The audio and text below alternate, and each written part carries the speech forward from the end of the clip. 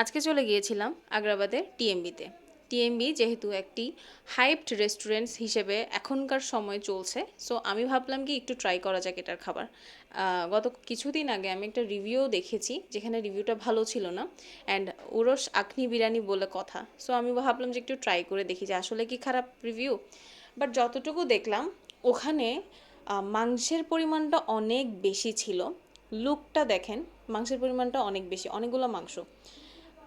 আর ব্যাপার হচ্ছে ওখানে যাওয়ার পরে মানুষজন এতটা ভিড়, মানে ওদের স্পেসের তুলনায় মানুষের পরিমাণ বেশি ছিল। আমরা গিয়ে তো জাস্ট মানে কোনোভাবেই আমি পাচ্ছিলামই না যে কোথায় বসবো, কোনো স্পেসই নেই। 2টা 4টা কি 6টার মতো টেবিল আছে ধরতে গেলে। ইভেন আমি ওখানে গিয়ে অনেকক্ষণ হাঁ হয়ে তাকায় থাকি মানুষের দিকে, যে মানুষ সবাই এখানে এত ভিড় কেন করতেছে এটা দেখার জন্য। তারপরে কোনো ধরনের ক্যামেরা বের করার সুযোগ ছিল না। সো ওই সিচুয়েশনটা আমি আসলে আর ক্যামেরাতে রেকর্ডও করতে পারি নাই।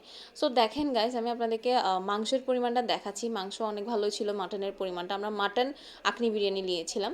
ফুল নিলে হচ্ছে যে 300 টাকা হয় ফুল প্লেট, আর হাফ নিলে হচ্ছে 160 টাকা। আমি হাফ প্লেট নিয়েছিলাম কারণ আমি অতটা খাইতে পারি না দুপুরের খাবার বা রাতের খাবারই বলেন। সো এটা ভালোই ছিল, আমার অনেক ভালো লাগছে। বাদাম শরবতটাও নিয়ে নিয়েছিলাম, অনেক ভালো ছিল।